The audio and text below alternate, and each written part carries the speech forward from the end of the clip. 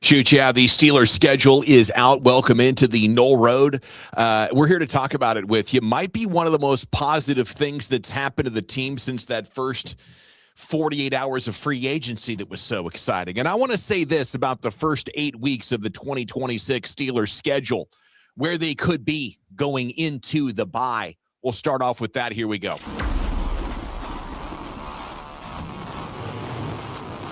Van to the corner of the end zone. Oh, for a touchdown!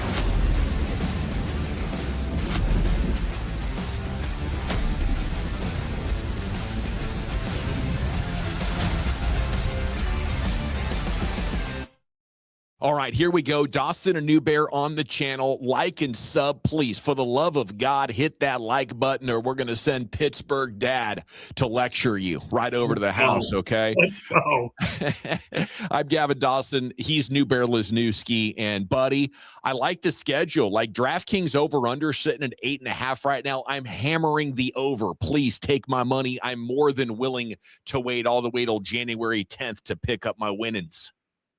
You know why they do that? I mean, it's eventually the non-losing season thing has to end. I mean, that's literally the bait. That's the catnip there. And if you think Father Time catches 8, meaning Aaron Rodgers, or keeps them at 8 wins, like, and this is the year that finally ends, it's like, who've been saying that? And then they always just seem to find a way. Whether it's collapsing down the stretch to just rip your heart out, or doing what they did last year, which was be pretty damn clutch with a little bit of help from some of the rules committee refs. And it's going to be interesting to see how this thing shakes out. It is. Can I just tell you, I think that the way that this schedule starts, though, I can see the Steelers starting 7-1. Atlanta week 1, dub.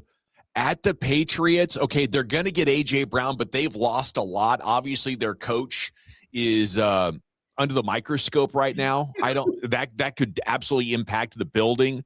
The Bengals in week 3 at Acrisure, at Cleveland, dub. Colts, dub.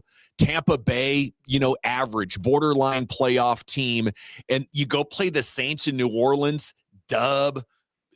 Hosting Cleveland, sure, they beat you last year, and they find ways to beat you in annoying ways way too often. They beat you the last 2 years one time. But until further notice, until they actually become a respectable football team, I'm going to write that down at the beginning of the year every time in this calendar around this time. It's 2-0 against Cleveland every year till further notice for me, at least, when it comes to prognostications, Newbear. So looking at this schedule, I think it sets up incredibly well to have at least a very fun first half of the season. Well, 7-1 might be asking a bit much, but it's got to be at least 5-3, doesn't it? When you look at the back half, like, they've got to do work coming out the gate. If they stumble and were to put themselves in a position where they're losing games that you expect them to win, and looking bad in games that you go, okay, yeah, I mean, you get a pass. That team was in the Super Bowl, or that is a healthy Joe Burrow, or however you want to talk about it. Like, if you don't do work coming out of that bye, it goes Cincy, Philly, Denver, Houston, Jacksonville, Baltimore, and then you get Baltimore again in week 18. That back half is the exact opposite of everything before the bye.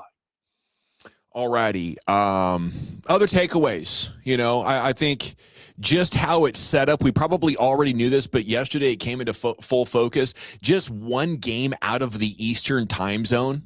Isn't that insanity? A road game to Tennessee is the farthest you're going to go. Countless hours, a full day or more of time at home than a handful of teams in the league like San Francisco and Dallas. These teams are going to be traveling nearly like 40,000 miles over the course of the season. The schedule ranked 19th. To have a first place schedule and come in as the 19th ranked schedule, and a lot of that is just Denver and New England, who were both 14-3 last year. Sharp Football does a really nice job bringing it up on a graphic so you can sort of, visualize it. But I guess this is based on like win projections for 2026. Right. This is Warren Sharp's model, and it's a little bit rougher, but there's only 6 teams that made the playoffs last year. And a lot of the difficulty is Baltimore. And with a coaching change turnover, The fact that you've kind of had their number, if that's the most daunting opponent on your schedule, like this sets up really well that if Aaron Rodgers has it, to your point, if Aaron Rodgers isn't washed up this season, could be double-digit wins. Yeah, and I joked a little bit, tongue in cheek, the ball bounces how the ball bounces, the call goes how the call goes, but they took care of business with Baltimore twice last year when they had to do so, right? If they would have taken care of business against the Brownies, they wouldn't have had to, but they didn't, and then they did. And you go back and you look at 10-7 last year. That was ringing the towel. 10-7, right? That was not an easy path to the ultimate wild card destruction. But when you go back over the course of last year, I think that's the thing that's so intriguing about all this is it should feel different, right? Like you shouldn't have a game with Mike McCarthy and all the changes. And if we're going to believe in this at all, you shouldn't have a game where you're putting up 6 points and it's punt on third down type stuff, right? If you lose, it should still be really exciting and give you hope that if Patrick Graham can make tweaks for next week, you come back around and kick the other team in the teeth, right? Like it should just feel different. And I said to you before we hopped in here that this feels like a bit of a roller coaster, right? Because it's like shitty team, really good, really shitty team, really good. Like it's up and down, right? Like there's going to be some moments on this calendar where like you expect them to handle business against the Falcons. They lose that game, people are going to be burning jerseys. Like we're going to be knocking on the door at 1137 Green Street, or at least putting picket signs in the front yard. And that's like literally how excited, but also how like what could happen. And then how are we going to feel about this thing from week to week? Are we going to be on this roller coaster, or are we going to get this thing right where we are expecting to dictate tempo, light up scoreboards, make the other team chase us?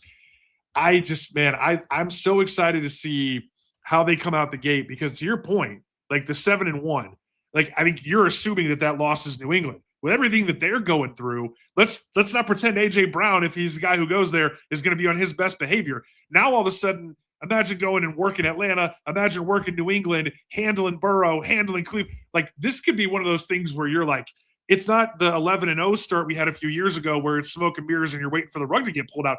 You're wondering, when does this ride ever end? Like this thing could build and build and build just as easily as you could be sitting on that fence about McCarthy and company. Well, I mean, and before anybody like gets on me too bad for 7-1, like the Patriots aren't a good Super Bowl team. They had things about them that were just broken last year. If you're watching that Super Bowl, that's one of the hardest Super Bowls to rewatch, man. I mean, that was a bad look, and they had a lot of help. To your point about the holes, they had a lot of help getting there. Like, hey, Bo nixed his ankle. Like, let's not forget the weather and play in the backup quarter, like all the different things. Like, I mean, yeah, you're right, absolutely. Other than New England, at Tampa is your toughest game. They could be 7-10. I can hear Wayman hollering at you, about all the moves that Cincinnati has made and the healthy Joe Burrow and all the different things. I mean, look, they got us with Flacco on Thursday night last year. Let's not forget that, right? Like they're going to score. They're going to move the ball, and they're going to make your life a living hell. It's a matter of, can you match them? Can you get that stop? Can you get one and take it the other way? Yeah, sure. Thursday night football, crazy game, and there's going to be ways that you could win, but that was also a Steelers team that was going through a little bit of a defensive crisis, and the back end hadn't evolved at all yet. Okay, so then coming out of the bye, going back to Cincinnati, we'll have to see, is Joe Burrow healthy? Has their offensive line started playing better? Is their defense actually fixed, or are they still one of the worst three defenses in all of the NFL? I think those are very legitimate questions. At Philadelphia, so much of it in their entire history has been, is Lane Johnson healthy? And if he is, they play like the best team in the NFC. And if he isn't, they play average. And that sunk their season last year. So he's 36 years old, coming off a list, Frank. And the Eagles' offensive line could still be top 5, but it also might end up sliding all the way out of the top 10 this year. Denver's going to be tough. I think Denver might be the best team in the AFC this year. Both of these games are crucial, that you're not having to go 2 Mile High, not having to go to getting both of these in Pittsburgh should be a difference. But it's a test of your offensive line and how good are Iheanacho and Dunker going to be. And if they're really good rookies, then and you get them late in November, early December, that's possible. And then after that, shoot, Baltimore twice, Carolina and Tennessee.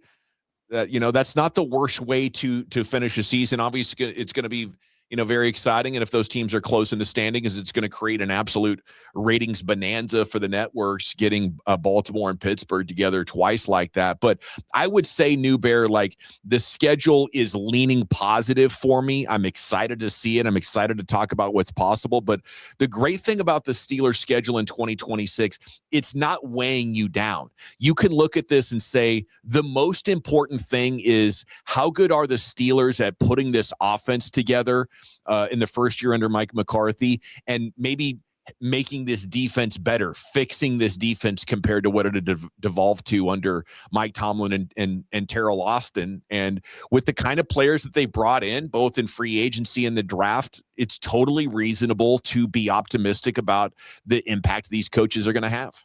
So the biggest thing about what you were just saying relative to Patrick Graham and the scheme is it's not going to be that stubborn Mike Tomlin, this is what we do. If you can beat us, you can beat us. And if we catch you, it's going to be 4 turnovers and points, and it's going to be, one of those crooked numbers. And if you catch us, it's going to suck for us. Like the Patrick Graham thing from week to week, when you go back and you think about, okay, so it's Joe Burrow. What is that plan? Right now it's Jalen Hurts. What is that plan? Like I'm the most excited, even more than whatever happens with this TMZ Real Housewives situation with Aaron Rodgers, on through Howard and Aller. Like, I'm way more excited to nerd out about what Patrick Graham's doing to get to the 2-4-5. And then if that works, are you implementing off of that? Or are you just saying, hey, this is what we do, come beat us like Tomlin did, and being stubborn until someone catches you? Or are you just week to week amoeba, no, but everyone has to go plan for everything, because your base has so much star potential still, right? And then all the sub-package stuff brings up even more post-snap confusion and different things that we can put you that, oh, by the way, you haven't seen before, not just from the Steelers, but maybe even from Patrick Graham.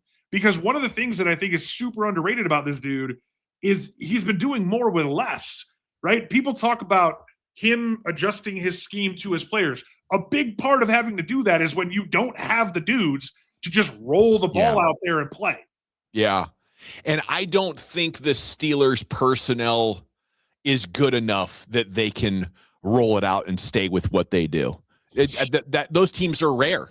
And they offer the disguise and the unpredictability just by whipping your ass in the majority of the one-on-one matchup. Guys are coming free, and it's like they're so confident they can lock you down in man coverage and stack and shed and scrape and do everything to get to the ball that they're like, we're only going to screw ourselves up by making us think. We are so long and strong and instinctive. Let's just turn this thing loose and be better than the man across from you.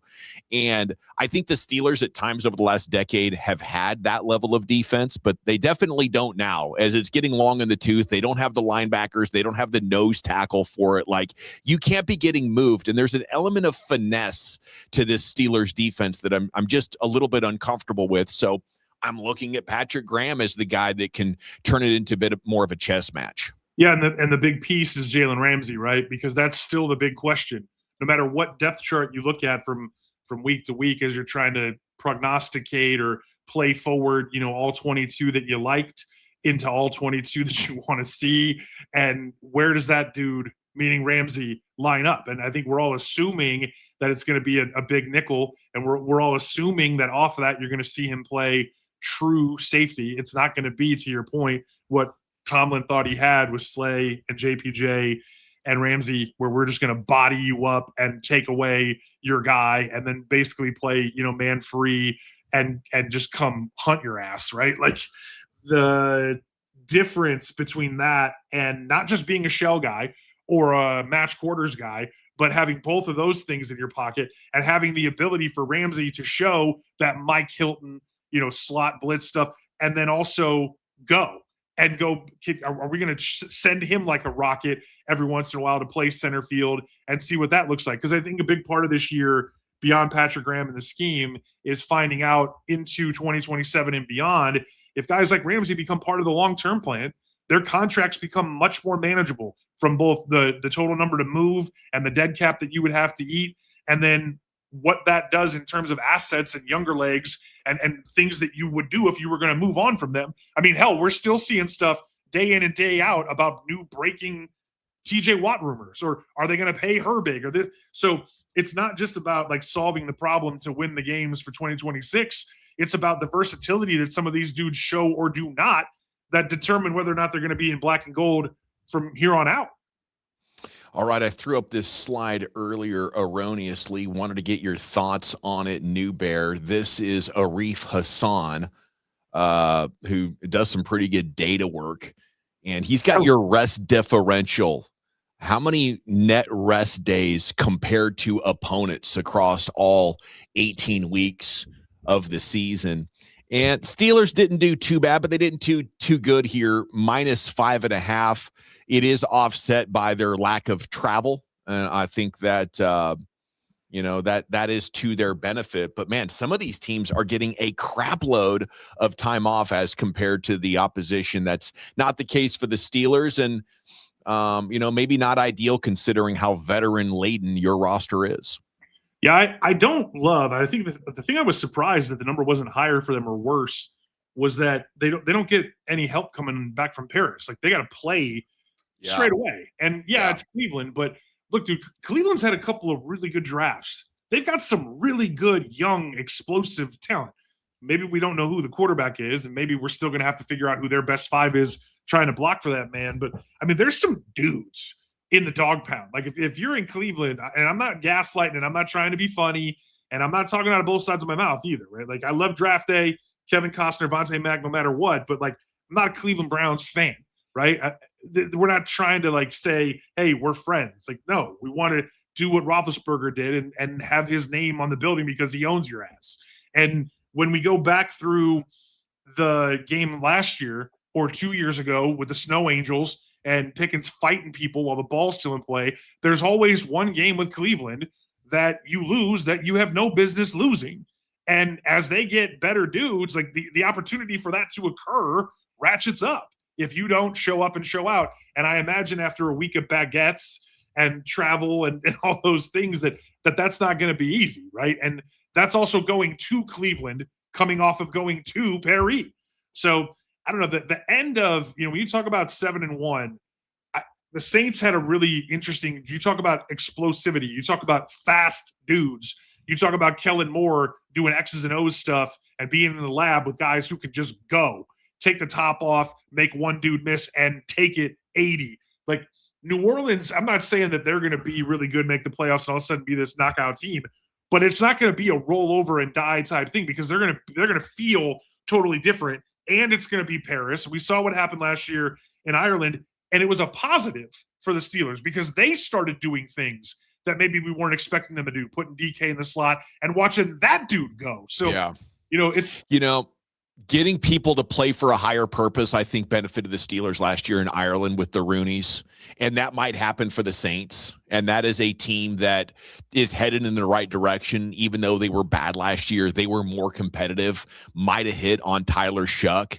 and it'll be early in the year. So, another wide receiver should be concussed by then, although it's hard to make it through training camp sometimes. Dude, I love 9 international games this year, though, Newbear. I wanted to make a point about why the NFL isn't giving you rest or more consideration on the back end. They're going to grow this thing to 32 international games, 2 each, as we make our way towards an 18-game schedule. It's going to be, you got 8 at home, 8 on the road, and 2 international games. And they don't want teams thinking they are entitled to anything extra on the backside. You're getting to split up $10 billion between the NFL Players Association members every year. And for that, there is going to be some difficulty.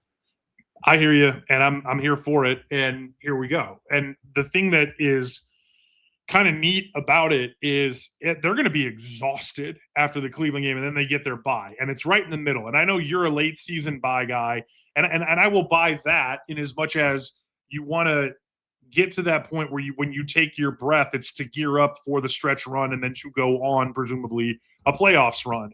What's interesting about where the Steelers kind of get to take their deep breath is coming off of that to then go on the road twice. So everything I talked about earlier about Denver and Houston coming to you, or about, it's a home game, but it's in Paris, and then you have to go to Cleveland, or Cleveland comes to you.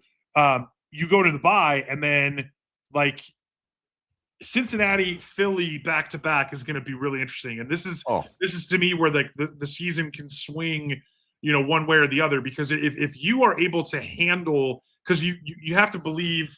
I mean, my favorite thing post-schedule release is the uniform release, right? You have to believe this is going to be the White Tiger game, right? And you have to believe that the jungle's going to be hopping. And, Philly is going to be so interesting this year. I mean, I always talk about Boo and Santa Claus and Michael Irvin when he broke his damn neck. We've all seen the memes and the clips, of the little kids' middle fingers and F-bombs. And all that. Playing in Philly is a different deal. And you go into the jungle and handle Cleveland. You go into Philly and handle Philly, and then Cleveland. I'm bleeping up with the Cleveland-Cincinnati thing. You go into the jungle and handle the Bengals in a whiteout situation. You go into Philly and handle them in that environment. Now, Denver and Houston coming to you. People are going to be talking about this as AFC Championship preview. Yep. Well, I love it. Put a thumbs up in chat if you love it too. When Newbear proves that he is mortal as well, the all-academic SEC lineman at Kentucky, a veritable encyclopedia, a dictionary, a thesaurus, all wrapped into one. He's got a laptop in his back pocket, but sometimes he messes up, and we celebrate those as he lets us know that he is mortal as well, in the words of or in the world of word generation. I'm going to have to go. Focusing on coming out of this bye is huge, Newbear, because it's a freaking gauntlet. That's 6 games. And depending on how the first 8 go, you could be underdogs in all of these. Yeah, I mean, and Carolina was a playoff team, and they added to Ted. Ted's got a real running buddy now, right? Yeah. So, there's every week, Sunday is different because everyone was good on Saturday.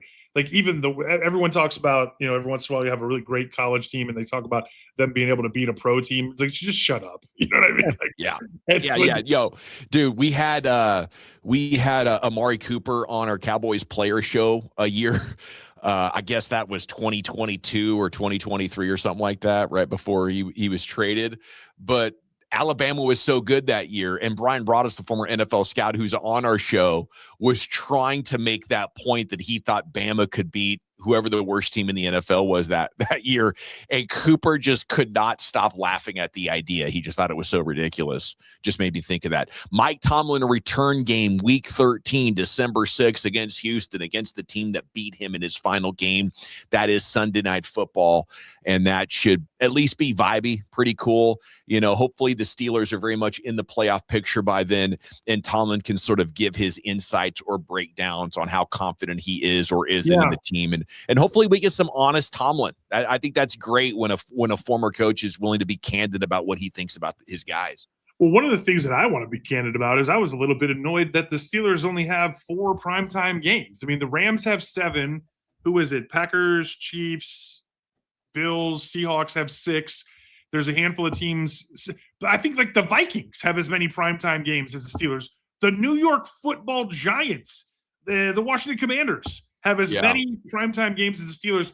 That rubbed me the wrong way. That was one thing about the schedule release that I was bummed out about, because waiting all day for Sunday night, Monday Night Football, Thursday, all these different elements, and it's okay, they're going to Paris, and there's they're the Steelers, right? And I live here, so I'm going to get every game no matter what, or you could do League Pass and all these other things. But I was really thinking that from a storytelling perspective, the script writers were going to like having McCarthy on TV more, having this post Mike Tomlin, especially with Tomlin being on TV and having all these potential crossover things, because it could be a great story, right? We're all rooting for and we're projecting and finding all these ways with this roster, but there's also going to be some absolute train wreck moments, right? There's like, this is going to be must watch stuff no matter what happens. And you would think that in this changeover, the league would think people would want to see that. Yeah, they would. And no matter what way it plays out, this is going to be incredible because, as I said to start the show, I think they could start 7-1, but then in those next 6 games, they could go 2-4. They could go 1-5.